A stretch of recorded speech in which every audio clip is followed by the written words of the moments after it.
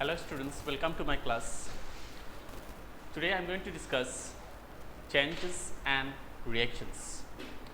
Students, change is something that we get to see every time in our life. It has become a thing which is very essential for our life on earth. So changes is essential for life on earth and also the development of science and technology. Without the changes, there won't be any development in the field of science and technology. So scientists, what they did is that they find it convenient. Okay, they have divided the changes into two groups as physical and chemical. So a physical change is a change in which no new substances are formed, and it can be generally be reversed by reversing the conditions. Okay, but in case of a chemical change, what happens is that always we find a new substance is formed, okay, and which cannot be reversed by reversing the conditions. So let us learn a little bit more regarding the physical changes. We have learned a change in which no new substances are formed and it can generally be reversed by reversing the condition is called a physical change. So under these physical changes, we shall learn the changes in states. We know there are three states of matter. They are solid, liquid and gas, which you have learned already. So how the changes in the states of matter takes place? For example, you take a solid substance, okay, as ice cubes are always solid. Then when you go for heating this solid substance, what will happen? The ice, it will start melting and it will change to liquid, and this liquid again, when you go for heating further, it will change to gas. So we find the changes in the states of matter. First it was in the state of solid. Secondly, after heating, we have found that the solid state of matter has changed to its liquid state, and again when you have heated the liquid state of the matter, it has changed to the gaseous state. So we find that changes in the state of matter taking place. Okay, but in these changes that takes place in the states of matter, okay, we are not able to find any new substance. No new substances are formed. Again, we also learned that a physical change can generally be reversed. So as this change is a physical change, okay, can it be reversed? Let's see. We know that this gas is what? Is the state of that matter which has formed at last. This gas, when you go for cooling it, at last what will happen? It will change to liquid again, that is water. Then again when you go for cooling this, what will happen? It will again change to its solid state on cooling. So we are able to get back the same thing again. So a physical change can generally be reversed, okay, by reversing the conditions. Likewise, many other substances we find, like you might have heard the name naphthalene balls, ammonium chloride. Okay, these are some of the solid substances, okay, which forms vapors directly on being heated. When we go for heating these solid substances like naphthalene balls and ammonium chloride, what happens is that such substances, they get directly vaporized without changing to its liquid state. That means firstly it was at the state of solid, okay, then when it has been heated, okay, when it has been heated, it has directly changed to its gaseous state. We find only two states of matter, and when we go for cooling it again, what will happen? It will again take its previous state. In this way, we find the changes in the states of matter taking place in various solid substances as well. Okay, and a change in which no new substances are formed is always called a physical change. You have learnt about it. And regarding the term regarding the ammonium chloride and naphthalene balls, we have seen that these are the solid substances which directly gas vaporize into its gaseous state. So, such a phenomenon is called sublimation. Okay, the phenomenon in which a solid substance directly gets vaporized into its gaseous state, is called sublimation. Examples are naphthalene balls, ammonium chloride, and camphor and all. When a solid forms a liquid on being heated, the phenomenon is called melting. So, what is mean by melting? At the time when we go for heating a solid substance, what will happen to the solid substance? The solid substance will start melting to its liquid state. For example, you have taken ice in a small bowl and heat the ice cubes, taking it in a small bowl. When you go for heating the ice cubes, what will happen? After getting the heat, the ice cubes will start melting to its liquid state. Okay, so the phenomenon in which a solid starts to melt on being heated, is known as melting. And when a liquid forms a solid on being cooled, we call the phenomenon as freezing. We know that ice, it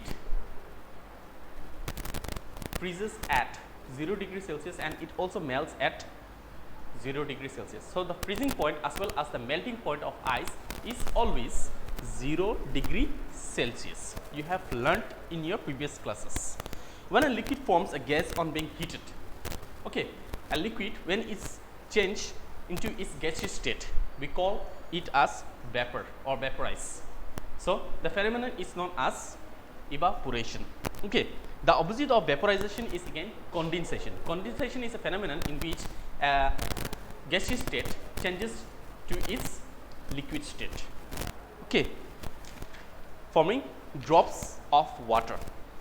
So, this is an example. The water vapor of the air gets cooled to form droplets of water. We are able to get rainfall because of condensation and precipitation. Now, my dear students, let us learn about some other changes under the physical change, that is expansion and contraction. We know that many substances expands on being heated and contracts on being cooled.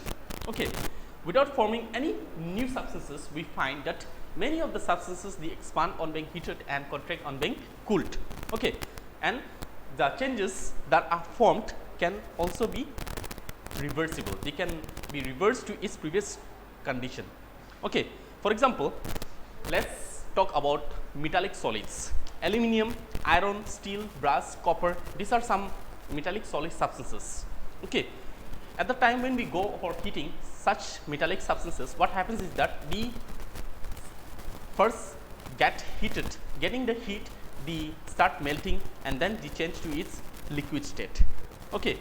So, at the time when they change to its liquid state, if they are further heated, they again change to its gaseous state. Yes, in this way we find that some of the metallic solids, when they are heated, they expand.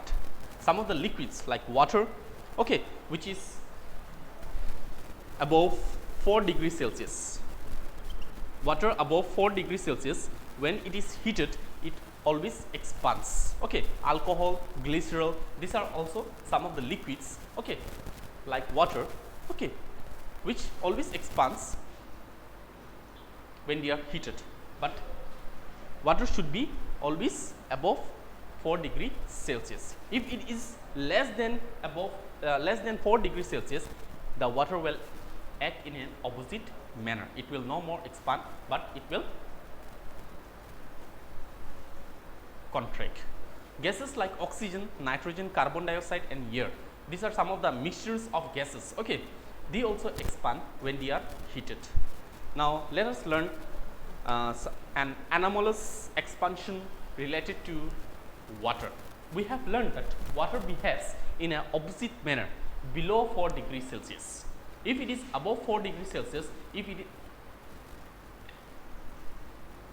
is above 4 degrees Celsius and it is heated, it always expands. Yes, but below 4 degrees Celsius, what happens to water is that it behaves in the opposite manner. It expands on being cooled and contracts on being heated.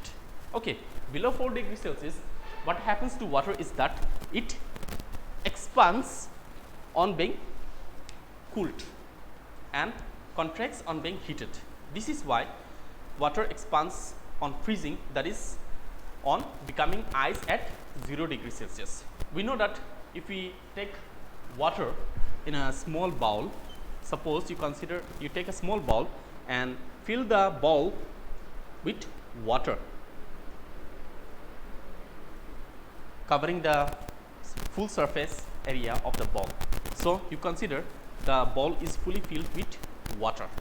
So after taking the bowl filling it with water, okay, you keep it inside the refrigerator, inside the ice box.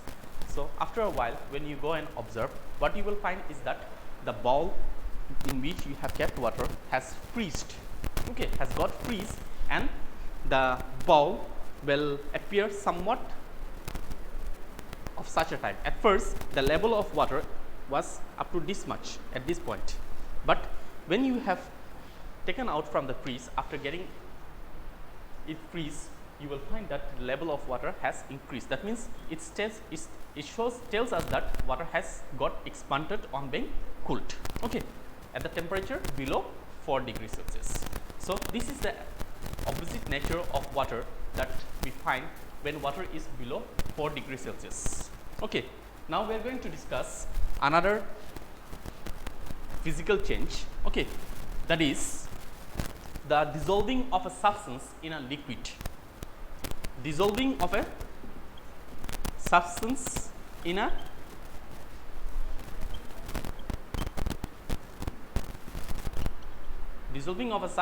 liquid. We know that a substance in which dissolves other substance is always called a solvent. For example, water. Water is the substance. Likewise, water, many other substances we find which always dissolves other things, and the substance that gets dissolved is always called a solid. So water you take as a solvent, and solid you take as salt or sugar. Taking solvent as water and salt or sugar as solid, you do one activity. First of all, when you add up 2 spoons of sugar in a glass of water and stir it well, what you will find? You will observe that all the sugar that you have added inside the glass has got dissolved. So from this activity, we are able to learn that water is the solvent, okay, which has dissolved the sugar or the salt. Yes, the water gets dissolved, and after it gets dissolved, if you give to somebody and ask the person that what is mixed in the water, until and unless the person drinks the water, he will not be able to understand, or he will not be able to differentiate what is mixed in the water, or he will not be able to say. So it forms a what? Sugar mixture, water and sugar solution. When the sugar gets dissolved in the water, it forms water and sugar solution, and it is a mixture. And such a mixture, okay, which does not allow us to understand what is mixed in the solution, okay, such a mixture can be called as homogeneous mixture, okay. And at the time when we find that a solid which you have dissolved in a solvent gets dissolved very easily, can be called as miscible, and the solid which does not dissolve in the solvent can be called as immiscible, okay. So at the time when the solvent is not able to dissolve the solid that you have added to the solvent. Okay, at that time a kind of mixture that is formed is called heterogeneous. It's called heterogeneous mixture. For example, you have taken sand and water. So when you add up sand in water, what will happen? The sand will not get dissolved in water. So as a result, when you go for observing it, you will find that the sand and water, that you will be able to differentiate what is mixed. So a mixture in which the substances can easily be differentiated very out, okay, can be called as a heterogeneous mixture. Okay, and it can also be called as immiscible solution. So students, we have discussed the various different examples related to physical changes. Now we are going to discuss some other type of chemical changes, that is a change in which always a new substance is formed, and it can generally cannot be reversed by reversing its conditions. For example, there are many things in which we find chemical changes. If we go on relating one by one, it will not get over at all. But in this class, I shall point out some of the very common examples, okay, which we get to see and we happen to do every now and then. For example, the burning of fuels. The burning of fuels. Students, you all know what are fuels. Okay, like you know, wood, paper, coal, petrol, kerosene, diesel, all these things are called as fuels. So when we go for burning any kind of fuel, what happens? What happens? And to burn the fuel, what is required? We know to burn fire, oxygen is always required. In the presence of oxygen only, we can light fire. Yes. So at the time when we go for burning a fuel like coal, you take coal. Coal mainly contains carbon. So at the time when we go for burning the coal, you need oxygen. So you have burnt coal in the presence of oxygen. Coal it contains carbon. So carbon will react with the oxygen and it will form carbon dioxide with the liberation of some vapors, that is release upwards. Okay, so in almost all the fuels, the same thing happens, that it uses up the oxygen, okay, from the atmosphere, okay, and it forms carbon dioxide. Okay, so the carbon dioxide which is formed, is it a new substance or not a new substance? Of course, it is a new substance which is formed after the change. So this carbon dioxide which is formed after the change, after the reaction, what happens? It cannot be reversed back to its previous condition again, previous state again. So it is an example of chemical change. Likewise, you take wood. Wood contains carbon, hydrogen and oxygen. Yes. So when burnt, it takes oxygen from the air and also forms new substances like carbon dioxide and water vapor. Same as you have seen in the burning of the coal. When you go for burning wood also, we find it uses up oxygen from the air and it forms carbon dioxide and water vapor. Okay. Likewise, many other fuels, petrol, kerosene, diesel, natural gas, LPG, also contains mixtures of hydrocarbons, that is hydrogen carbon, that is hydrogen and carbon. When we go for burning all these fuels also, it uses up the oxygen from the atmosphere and what happens? It forms carbon dioxide and water vapor. So the carbon dioxide and the water vapor which is formed is a new substance. It cannot be reversed back to its previous state. So burning of fuels is an example of chemical change. Let me give you another example, that is rusting. You might have heard the name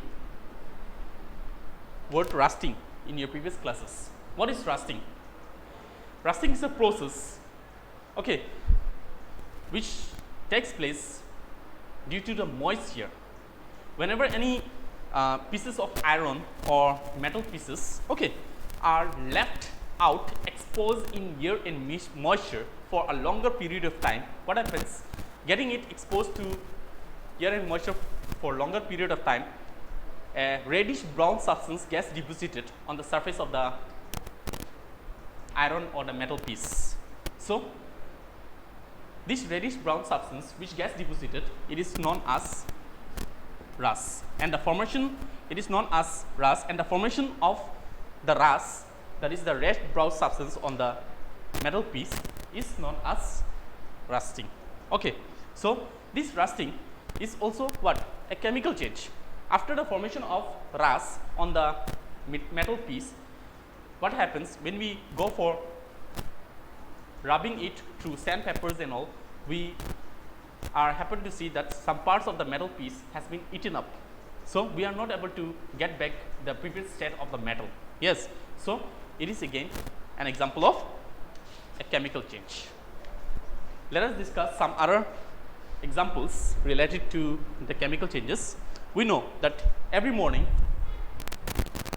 before coming to school, we used to take food, our meal, and we take breakfast, we take lunch, and we have different types of food which is cooked by our mothers. So the food that your mother has cooked, for example, she has prepared potato curry by mixing up tomatoes and many other things. Yes, so the curry that she has prepared, with that curry you have taken the food. So if you want to get back the same potato before it has been cooked, can it be possible? No, it will not be possible at all. The rice which has been cooked, it cannot be reversed back to its previous state, previous condition as a rice grain. Not possible at all. So such changes can also be determined as a chemical change. Okay, the cooking of food is a chemical change. The curding of milk, churning of sugar, and some other chemical changes. Okay, when milk curdles or new substance is formed, we cannot get back milk from the cheese or the curd. Carbon on being cooled will not give sugar. Digestion and photosynthesis, these are again some biological processes which are again some of the examples of chemical changes. During digestion, what happens is that complex food molecules are broken down. Okay, complex food molecules are broken down and new substances are formed. So the new substances which are formed after the breaking down of complex food molecules, it cannot be reversed back into its previous state. So digestion and photosynthesis, which are the biological process, they also can be determined as the example of chemical changes. You can take some more activities. You take one apple in your hand and cut the apple into two halves using a knife. After cutting it, you take half of the apple and half you keep it on the table. After 1 or 2 hours, when you go and notice the half piece of apple that you have left on the table, what you will find? You will find a black or brown color substance getting formed on the half piece of apple that we have left on the table. This happens because of what? It happens because the oxygen of the air is filled with oxygen, we know.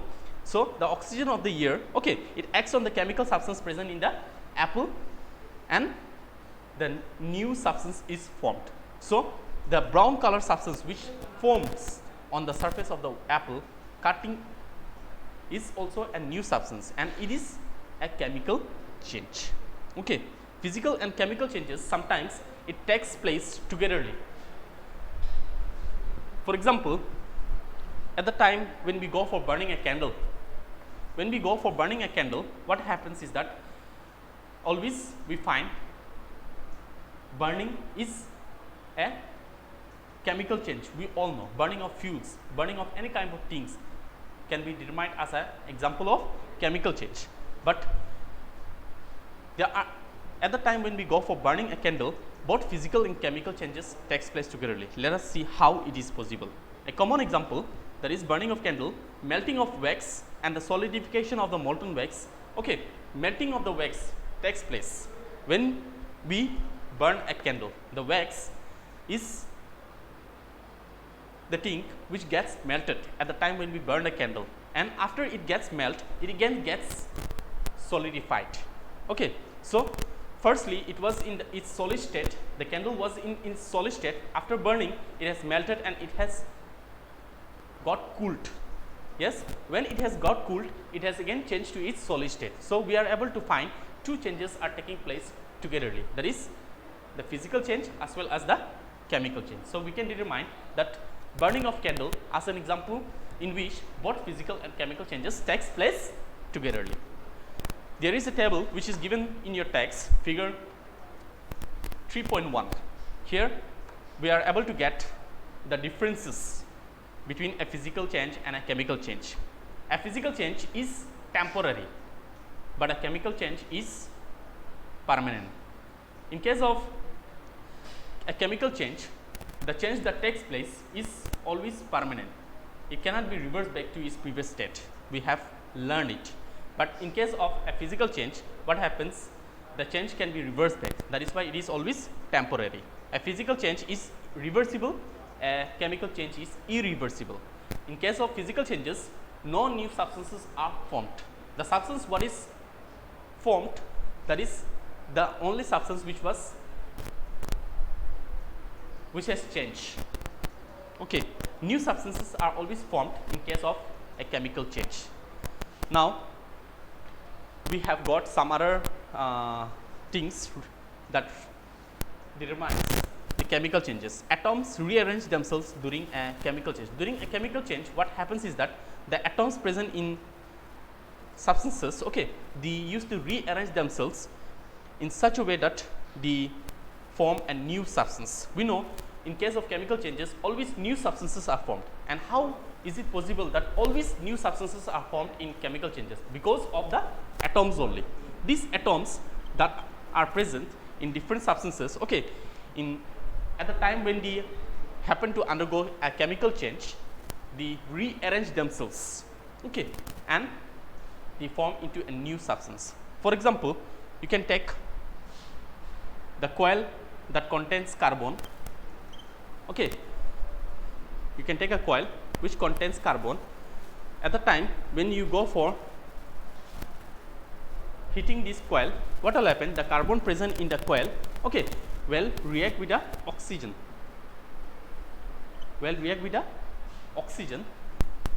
And it will form, that is carbon dioxide, that is CO2.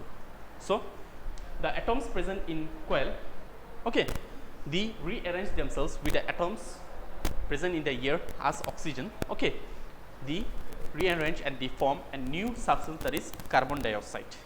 When burnt in air, hydrogen again forms water. We know that hydrogen is a what? Hydrogen is a gaseous element. So at the time when we go for burning this hydrogen, what will happen? Hydrogen reacts with the oxygen and it forms water by the rearrangement of the atoms. Some other changes we get here, that is changes involving loss or gain of energy. At the time when changes in the states of matter takes place, what happens? Sometimes we find some substances absorbs heat, and sometimes we find some substances they loses energy or loses heat. For example, you have learnt the changes in the states of matter, that is the ice. Okay, ice you have taken as a solid. At the time when you heat it, what will happen? It will change to its liquid state, that is water. And when you go for cooling it again it will get reversed back to its previous state as solid. So on being cooled or on being heated, the substance, okay, absorbs heat as well and loses heat. So such a changes we find involving loss or gain of energy. Dissolution is another thing. Okay, we find many substances evolve heat whereas others absorb heat. While dissolving in a solvent, you put some glucose on your tongue feels cool. Why? While dissolving in moisture of the tongue, glucose absorbs the heat from it. On the other hand, if you add butyric acid to water, heat is evolved. We are able to see all such changes. Okay, at the time you take glucose in your tongue, glucose powder in your tongue, you are able to feel cool in your tongue. Why you are able to feel the cool? Because the glucose absorbs the heat from your tongue. That is why you feel cool. Okay, and at the time when we throw butyric acid in bathrooms, we are able to observe some vapors. So heat is evolved. Burning is again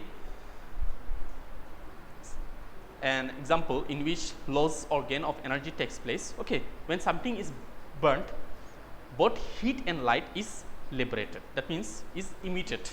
Heat and light is produced. For example, you have taken a candle, you have lighted the candle. At the time when you light the candle, what will happen?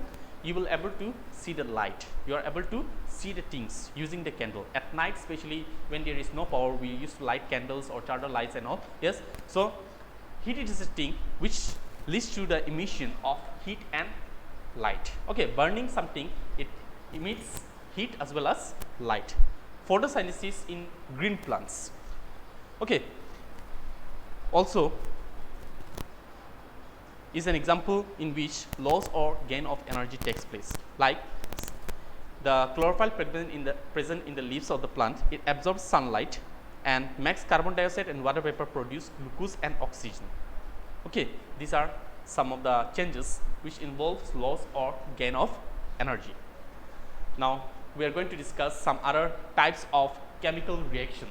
There are many types of chemical reaction, but here we will learn a few, okay, which are very common to us.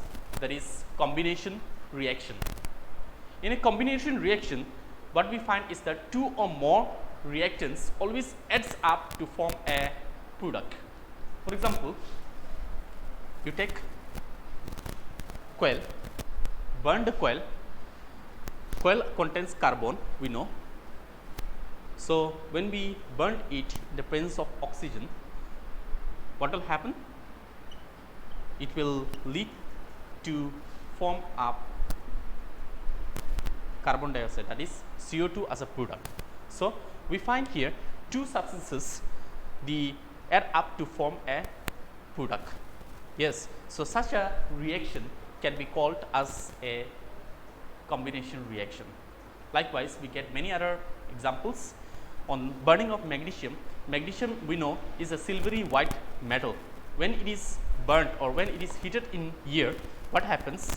It burns with a dazzling white light. Okay, burning with a dazzling white light, the product that is formed is MgO, that is magnesium oxide.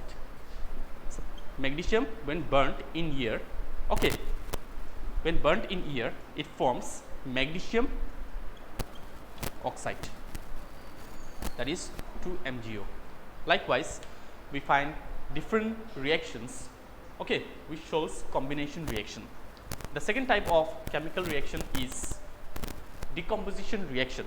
In a decomposition reaction, one substance, it always breaks down into two or more simpler substances. For example, baking soda, okay, which is commonly called as baking soda, sodium hydrogen carbonate. Actually, it is sodium hydrogen carbonate. It is commonly known as baking soda. When it is heated, it splits up or it breaks up into two or more simpler substances. Our next type of reaction is displacement reaction. Displacement reaction, one element displaces another from a compound and takes its place in the compound. Okay, in place of displacement reaction, what happens? One element, it displaces another from a compound and takes the place of the compound. For example, iron, when it reacts with copper sulfate, it takes the place of what? It displaces iron from the copper, sulfate from the copper, and it takes the place of the compound, that is sulfate, that is copper and iron sulfate is formed. And last type of reaction that we have is neutralization reaction, which you have learnt in your previous chapter also. In a neutralization reaction, what happens is that a substance always reacts with acid. Okay, a substance, an acid always reacts with a base to form salt and water. Okay, mostly in case when bases and acids reacts, okay, we say such a reaction as a neutralization reaction. In neutralization reaction, we always get to find new substances like salt and water as a change or as a product. So my dear students, hope you all have catch up with all the topics that I have discussed. If you have any queries or doubts regarding any of the topics that I have discussed today, please call me every night between 8 to 10. I shall help you to make you understand the topic once again. With this, your class gets over. Thank you. Have a nice day.